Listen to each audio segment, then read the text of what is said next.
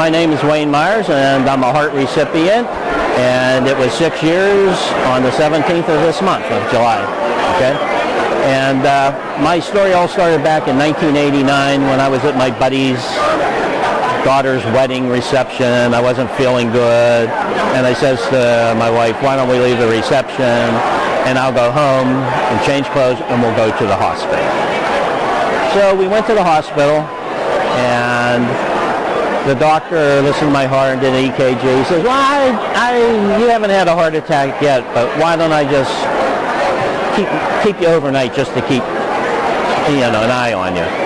10 o'clock the next morning, I had a massive heart attack. I blocked the LED right at the top, which completely destroyed my heart. They life-flighted me to a local hospital, and I was in CICU for 23 days. Okay, they never thought that. They told my wife when they put me on a helicopter to get the family to the hospital because I wasn't going to make the trip. That was in 1989. Okay.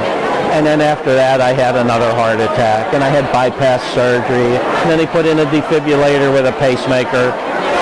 And then the technology got better. Then they took that out, put in a defibrillator in with 3 pacemakers. And I was doing a little better, but I kept getting weaker and weaker until finally they decided they would put me on the transplant list. Well, I was at the top of the list for 1,334 days, which is almost 4 years. And I was just about ready to give up. I got to the point where if I wanted to do anything, I had to be in a wheelchair and that kind of stuff. And it got really, really discouraging. But finally, the call came, and I was on my way home. I was out at my camp, which is about 40 miles from Pittsburgh, and I was on my way home after I got the call that they had my heart. And naturally, I come up to this red light, and there's nobody around, so I blew the red light. Well, 3.5 nanoseconds later, there was this police officer chasing me. Okay, so I got to a place where I could pull off safely, and I told him that I was on my way to get a heart. And he bought that story. Now, and he waved me on, and I went and got my heart. We got to the hospital, they took me in, and I really don't remember much then, okay? And I woke up a day and a half later with a brand new heart.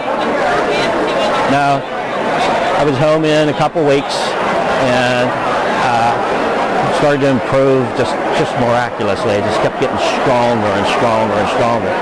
And shortly, maybe a month or 2 after I got my heart, I received a letter from my recipient's family, actually his sister, telling a little bit about Josh. Josh was a 23-year-old who came home, his buddy came home from Iraq, and he was out celebrating with his buddy and his buddy's wife.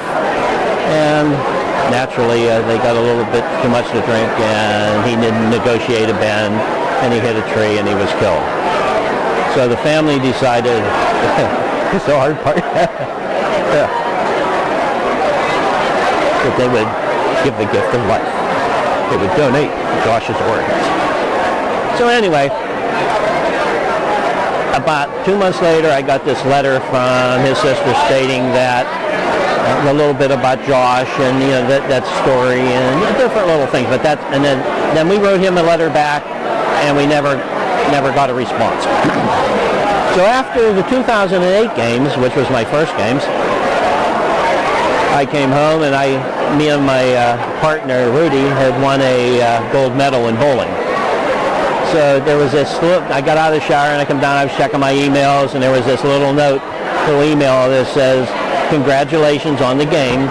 My brother Josh donated his heart to a man named Wayne from Pittsburgh. Is that you?" And yes, it was. Okay, from what she was telling me then, and that the letter that she had written that sort of confirmed everything. And I've been negotiating with them on email and Facebook ever since. I've met the whole family, but I've never only through electronic mail. I've never met them in person. And I tried to talk them into coming to the games this year, but I guess things, and they live too far. They were from Cincinnati, being from Pittsburgh, and then coming to Some of them are for Cincinnati, some are for Kentucky and Michigan, and they're sort of like spread out, so they weren't able to come. But I think about them every day. You can't use your organs when you pass away. You know, you can do so much good. I mean, this person that I never even met gave me the gift of life. It's just amazing the inner warmth that you feel every time I think about it. You know, I went from a wheelchair to winning the gold medal in bowling, and I'm golfing, and I'm walking, and I'm doing just everything. It's just, you just donate life.